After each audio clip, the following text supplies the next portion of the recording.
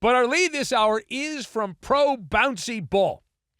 The Pacers and Thunders chose not to play basketball. You know, these pussy willows in the NBA can't play with just one day between games, so they didn't play. They played on Friday. Normally Sunday is a big TV night. They said, no, we'll wait till Monday night, and so they'll be playing later on Monday. But to fill the void, and we will get back to the Rafael Devers trade, but to fill the void as Devers goes from the Red Sox to the Giants.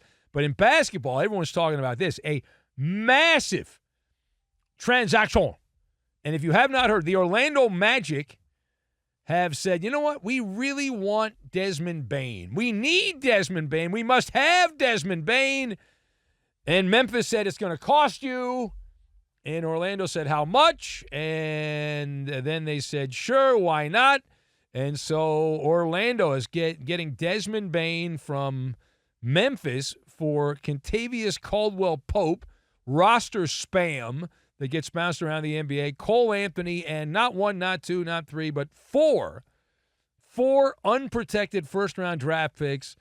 That also part of the deal goes to Memphis, and then there's a pick swap and some other pick swaps and all that. So let us discuss the question for the esteemed panel, which you are part of. Desmond Bane traded for 4 unprotected first-round draft picks to Orlando, for Orlando from Memphis. So how do you categorize the Memphis-Orlando trade of Desmond Bane for a bunch of draft picks? So I've got Jiminy Cricket, Grand Theft Auto, and graffiti. And we'll combine all of these things together, and we are going to make the gabagool. We're going to make the gabagool. So number one. I said number one. Now, the Magic are throwing caution to the wind. And I love it. I love it. They have no parachute. I'm pretty sure that there's no seatbelt. They don't have a safety net. There's no brakes. And just reckless abandon. Just old-fashioned, this is the player that we want. How much is it going to cost? Okay, we want that player. They could have had anyone. If you're willing to trade that many first-round picks, you could have conceivably gotten just about anyone outside of like the top 15 players in the NBA. And it's like, okay, this is the guy they wanted. They looked around, they targeted, they put a bullseye on Desmond Bane, and it's full Disney World Jiminy Cricket, when you wish upon a star, or in this case, a second-level player, but a good player. It makes no difference who you are. Even the Orlando Magic can make it happen. So anything your heart desires will come true. And in this case, it's Desmond Bane. Nice player, nice ball player. Occasionally shoots lights out. Pretty good defensive player as well, Desmond Bane, and said to be a solid, rock-solid teammate and all that. So the Magic are betting a lot that Desmond Bane will unlock new worlds, if you will, that he'll reach a higher level. And throwing all those unprotected draft picks out like there's little fun-sized Snicker bars on Halloween. Just toss them out there. Again, I like it. I'm not involved. I have no skin in the game. I'm not a fan of either one of these teams. I'm just an outsider. But I love it. No trust the process. Slow and steady wins the race. No. It's, hey, this is a trade. Trades are quid pro quo. You got to give up something to get something, and so fine. Now, the Maller report card on the Desmond Bane trade, the Orlando Magic get an A-. An A-. They get. And the Grizzlies get the D. They get the D because they are announcing we are not even trying anymore. This is a trade announcing we are Tanky McTank, the Memphis Grizzlies. Come for the barbecue. Don't come for the basketball. Now, page 2. So I've seen a lot and heard a lot of noise since this trade was announced, and it's like, how do you address the paranoia? I'll use the word paranoia. How do you address the paranoia from the number of people freaking out by all these draft picks that the Magic gave up to get Desmond Bane? You paid too much? Oh, my God, Memphis is set up. Holy crap. So I've always been annoyed by this. It's been something that's been a bit of a pet peeve over the years, and I will lay it on you if you're new to the show. If you've heard it before, just sit back and have a drink. But my issue is the obsession with draft picks.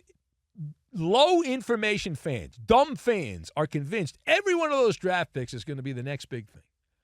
All right? Fans treat first-round draft picks like they're playing Grand Theft Auto and it's a cheat code and they have it and why'd you get rid of the cheat code? You had a cheat code. You got to use the cheat code. You can't get rid of the cheat code. They say, oh, my God.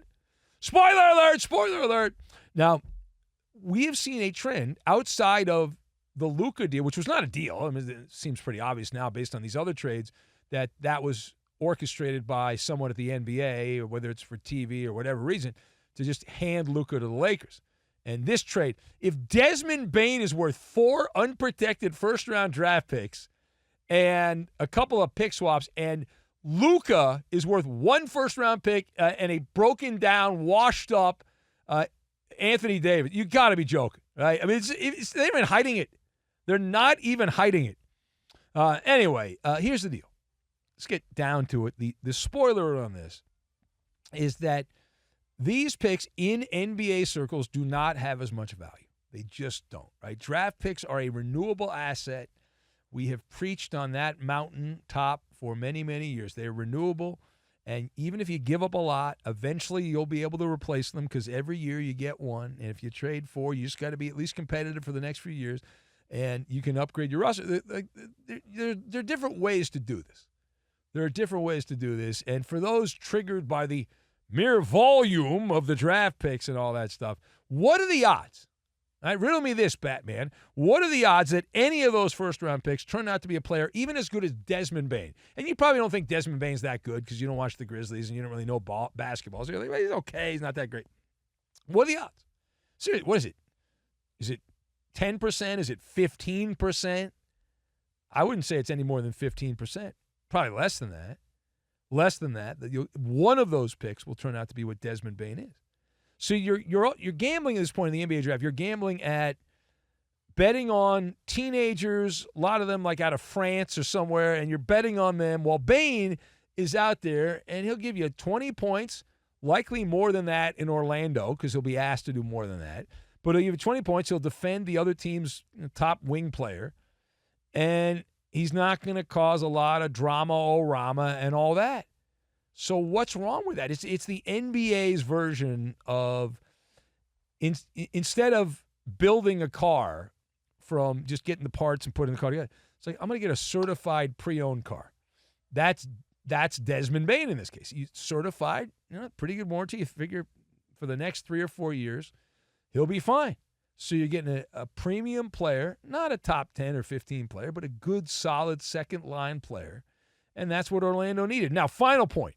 Now we get down to the real interesting part of this is the meaning of it from 30,000 feet in the sky. So what does this Desmond Bane trade, what does this Desmond Bane trade mean for Ja Morant? Ja Morant and his future in Memphis. So we can strike up the band right now. Na na na na na na na. Hey hey. Goodbye. See you later. Yeah, he's on standby right now. Ja Morant is on standby. The summer of transactions hasn't even gotten started. That begins after the NBA Finals. And Ja Morant is on standby. If you can read the graffiti on the wall. Time to start packing. And for Ja Morant, he's got to pack up all his weapons, his finger gun, his imaginary grenades, his make-believe torpedoes. Got to pack all those up in his make-believe suitcase, and you're gone. And look at the Grizzlies here. This trade, the Desmond Bane trade, was an announcement. We are out of business in terms of trying to win. We're done. The barbecue's good, the basketball not so much. You've got a new coach who took over late in the season last year in Memphis, and that new coach, let's call it what it is here, is an entry-level coach. You hired an entry-level coach. You traded the number 2 player on the team, Desmond Bane, for some scratcher tickets. And they're not even good scratcher tickets. So you did that. And so who's next? Ja Morant. The logical move is Ja Morant. He still has superstar value. And when he's right, he's poetry in motion, running around the court and all that stuff. And the catch is, and it's kind of a big catch, right? Is everything, no one's traded who's perfect. Everyone's got issues. So he's not on the court enough. because he's always hurt. And if he's not hurt, he's getting suspended for something stupid. And he's done it for years. And from what we've heard, the Grizzlies, the Grizz, they want to be the spitting image of OKC. This is a copycat move. That is what we're hearing here, that Memphis is like, well, Oklahoma City's in the NBA Finals, and they're the favorite to win the championship, and they did this. They traded all these guys away, and they just got a bunch of draft picks, and we're going to copy them. We're in a similar market, Memphis and Oklahoma City, and why not? We're just one of these flyover teams. That's what we're going to do. And so we got 4 first-round picks unprotected for Desmond Bane. We'll get another 3 or 4 first-round picks for Ja Morant. We'll have like 8 first-round picks. We'll be set up, and then we're going to pick all the right players, and we're going to be the new OKC. Period. Stop. And then they wake up and they realize the chances of getting the picks right, good luck. And also, let's not pretend like the key part of the OKC Thunder is not a player they drafted. It's a player the Clippers drafted in SGA. That's the reason the Thunder is so good. It's not the players they drafted. It's the MVP of the league is a guy the Clippers drafted. So they didn't even draft an MVP in OKC. They got him in a trade. But Memphis is trying to copy that blueprint, and they're just going to load up draft picks, put a blindfold on, and throw darts. And whatever name comes up, boom, there you go. Meanwhile, Ja Morant, where's he going to end up? Where's he going? Now, the early favorite I've heard is Miami. And Miami's trying to desperately get a headliner, and Tyler Hero's not that guy. You're not that guy, pal. You're not that guy. So Ja Morant, Miami, that makes some sense. And he's like Philadelphia, somewhere like that. The usual suspects outside of Miami, which is also a usual suspect. And the argument is that Ja Morant is a change of scenery guy. Although I don't know how, if you're getting into trouble in Memphis, wouldn't you get into more trouble in Miami? Isn't that a town built on trouble? Like if you're looking, now of course the argument is if you're looking for trouble, you're going to find it no matter where you are, right? Brett Favre had issues. Brett Favre had problems in Atlanta. They traded him to Green Bay. He still had some issues when he got to Green Bay years ago. So maybe he'll grow up. Ja Morant, new coach, new city, some accountability. I wouldn't hold my breath, right? Maybe is a weasel word. May be a weasel word, big weasel word, verbal equivalent of half-hearted shrug. Like, I don't know. So you say maybe. So just a little bit of commitment, but not full commitment, right? You're dodging full responsibility, and you have plausible deniability.